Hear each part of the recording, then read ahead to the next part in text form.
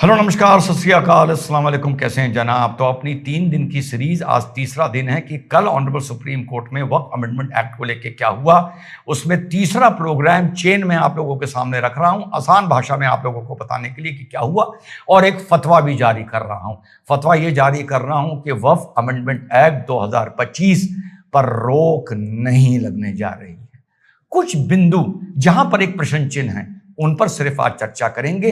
मूलतः पूरे एक्ट में जो शुरू में बात शुरू हुई थी कि ये एक्ट गैर संवैधानिक है, असंवैधानिक है, ये जो आर्गुमेंट था ये धाराशायी हो चुका है। एक्ट पर रोक लगने नहीं जा रही है।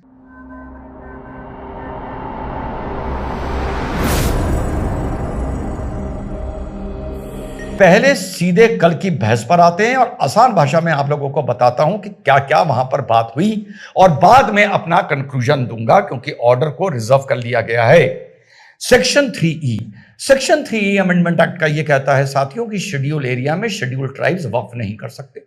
इस पर कोर्ट ने पूछा कि तुषार साहब से ये आप लेके क्यों आए, तो तुषार साहब ने कहा कि वक्फ के चलते किसी शेड्यूल ट्राइब की किसी प्रॉपर्टी को, जमीन को घेर ना लिया जाए, इस मारे हमने इसको अलाउ नहीं किया है, क्योंकि शेड्यूल ट्राइब्स की, हमारे संविधान ये कहता है कि शेड्यूल ट्राइब्स की राइट्स को, उनकी प्रिविलेजेस को हमारा काम है प्रोटेक्ट करना। तो इस पर जस्टिस मजही ने बोला कि साहब Islam is Islam and Muslim is a Muslim. अब याद रखिएगा एक बात, ये बात अगर निकली है तो शायद आने वाले वक्त में बहुत दूर तक जाएगी, क्योंकि जस्टिस ने बोल दिया Islam is Islam and Muslim is a Muslim, और सिब्बल साहब ने कह दिया यस मी लॉर्ड। तो अब आने वाले वक्त में शेड्यूल ट्राइब या शेड्यूल कास्ट मुस्लिम या फलाना मुस्लिम, इसके लिए अगर कोर्ट में इनको रिजर्वेशन दिया जाए या ना दिया जाए, इसके लिए आर्गुमेंट होगा, और सिब्बल साहब कहेंगे इनको रिजर्वेशन दिया जाए, तो शायद उस दिन भी मसीह साहब कह दें कि Islam is Islam and Muslim is a Muslim. तब जब हमने ये बात बोली थी तो आपको अच्छी लगी थी, आज हम ये बोल रहे हैं तो आपको ये बात बुरी लग रही है। इसी तरह की छोटी छोटी बातें पकड़ के आपका भाई रखता है। तो इसमें तुषार साहब ने बोला कि अगर आपको ऐसा लगता है कि ये प्रोविजन गलत है तो आप इसको स्टे कर दीजिए। उन्होंने साफ बोल दिया, पर उन्होंने बता दिया कि सरकार की मंशा क्या थी। उसके बाद दूसरा मुद्दा आया जो 2013 तक ये था कि सिर्फ मुस्लिम ही वक्फ कर सकता है। 2013 के अमेंडमेंट में ये आ गया कि एनी पर्सन, कोई भी व्यक्ति कर सकता है, यानी गैर मुस्लिम भी कर सकता है।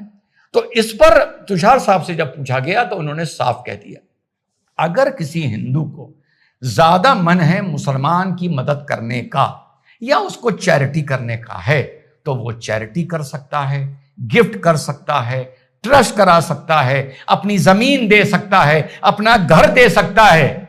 बस हम इतना कह रहे हैं कि वो वक्फ नहीं कर सकता है। सिंपल चीज। तो दूसरे पॉइंट का ये जवाब दिया गया जो उठाया गया। उसके बाद तीसरा पॉइंट आया कि आपने साहब ये क्यों लिख दिया है कि वक्फ वो कर सकता है जो 5 साल तक कम से कम प्रैक्टिसिंग मुस्लिम हो।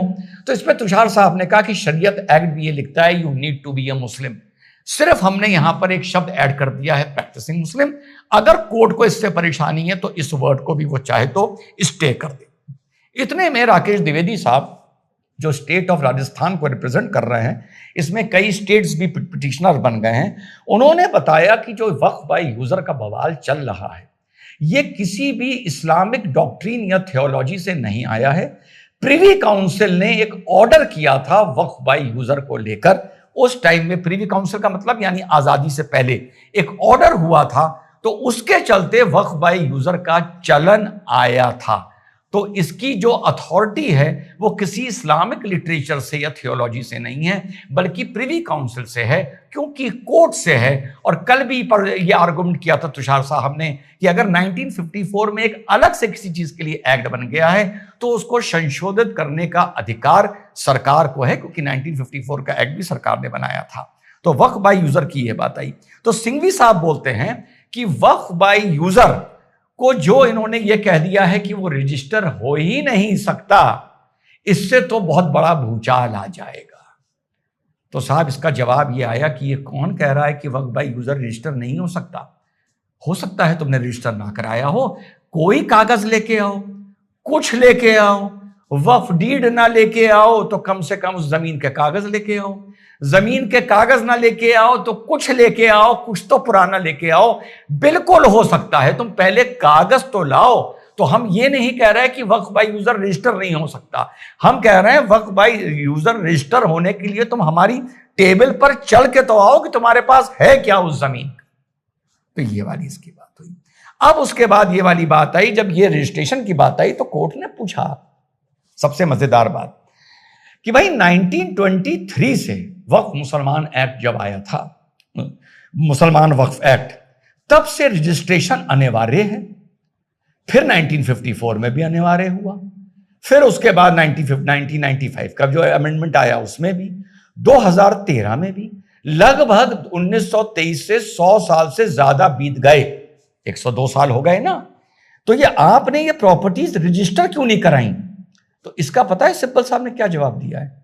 कहा है कि इसमें कौम की क्या गलती है, इसमें मुसलमान की क्या गलती है? सरकारों ने नहीं कराई तो हम क्या करें? जज साहब ने कहा क्या कहेंगे, जी हां, सरकारों ने सर्वे नहीं कराया, सरकारें रजिस्टर करके चल के हमारे पास नहीं आई, हम रेवेन्यू रिकॉर्ड में नहीं गए, हम वहां पर सिर्फ वक्फ में कराकर बैठ गए, इसमें हमारी कोई गलती नहीं है। हमने डीएम को इन्फॉर्म नहीं करा, हमने वहां पे रेवेन्यू की पर्ची नहीं कटाई, अपने आप को जाकर रजिस्टर नहीं कराया, तो हमारी मिस्टेक नहीं है, ये सरकार की मिस्टेक है। अब ये पूछा गया कि भैया ये बता दो, अच्छा वो सरकार की मिस्टेक हो गई ना, अब ये सरकार मिस्टेक नहीं कर रही है तो कोई प्रॉब्लम? हाँ प्रॉब्लम है, उनके कागज ही नहीं है तो वो रजिस्टर कैसे होंगे?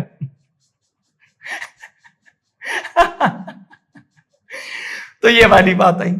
उसके बाद सेक्शन 3C पर चर्चा हुई है, ये मेन पॉइंट्स आप लोगों को बता रहा हूं। सेक्शन 3C कौन सा, जिस पे कल हमारी बात हुई थी, हाँ कल थोड़ी सी मुझसे गलती हो गई थी, उसके लिए मैं क्षमा भी मांग लूंगा अभी।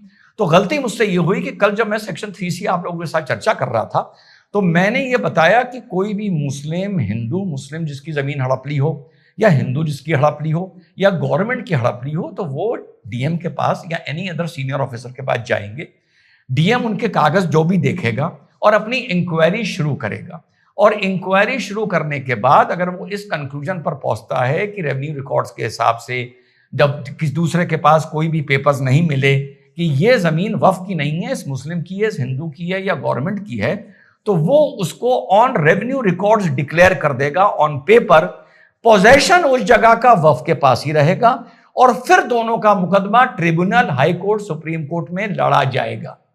ये वैसे ही है, बस मुझसे छोटी सी गलती ये हो गई थी कि ये प्रोविजन 3C सिर्फ गवर्नमेंट लैंड के लिए है, किसी मुस्लिम के लैंड या हिंदू लैंड के लिए नहीं है। Thereby meaning I regret and thereby meaning I correct myself कि कोई भी गवर्नमेंट को लेकर किसी जमीन का मैटर अगर डीएम के पास या कमिश्नर के पास पहुंचेगा तो वो, अब 3C में पढ़ने पर एक लाइन नीचे मिलती है जिसमें यह कहती है कि जब ये कंप्लेन पहुंचेगी तभी से वो जगह will cease to be a Waqf property. पहले ऐसा ही था, अब सिर्फ चीज पलट गई है तो लोगों को परेशानी हो रही है, लेकिन पहले भी गलत था, मैं बोलता था।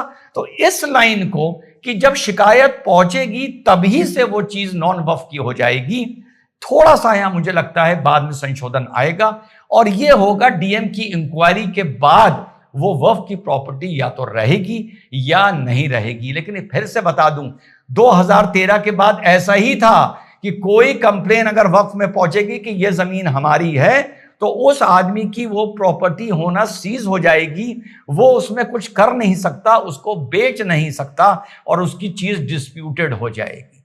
तो गलती गुनाह पहले भी हो रहा था, पर एज अ न्यूट्रल कमेंटेटर मुझे लगता है यहां पर सुप्रीम कोर्ट कोई ना कोई चेंज ला सकता है।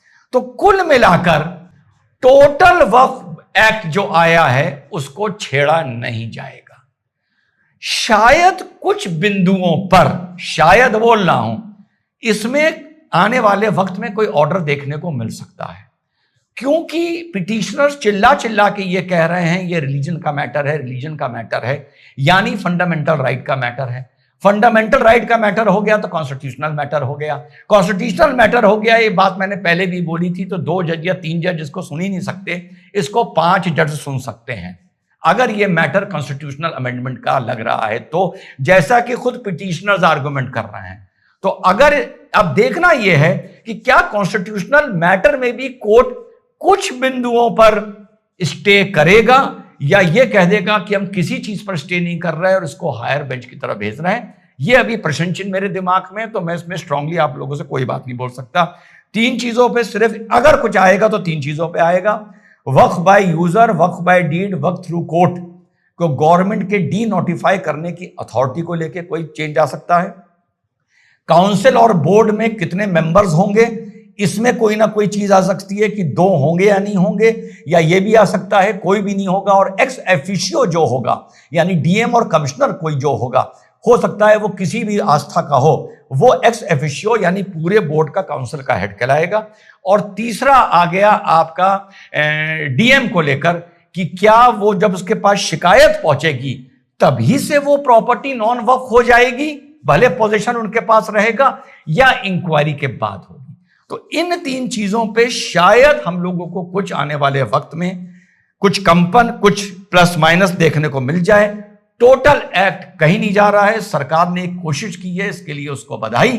जो भी 19-20 होगा, इसमें तुषार साहब ने भी कोर्ट को कह दिया है, जो भी आपको लगता है आप चाहें उसको स्टे कर दें या उसको स्ट्रक डाउन कर दें।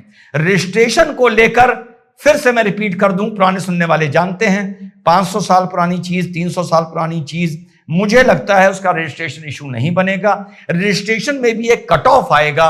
मान लीजिए 1954 के बाद जितनी प्रॉपर्टीज को वक्फ में लिखा गया 1954 के बाद, उनके कागज कम से कम लेके आओ।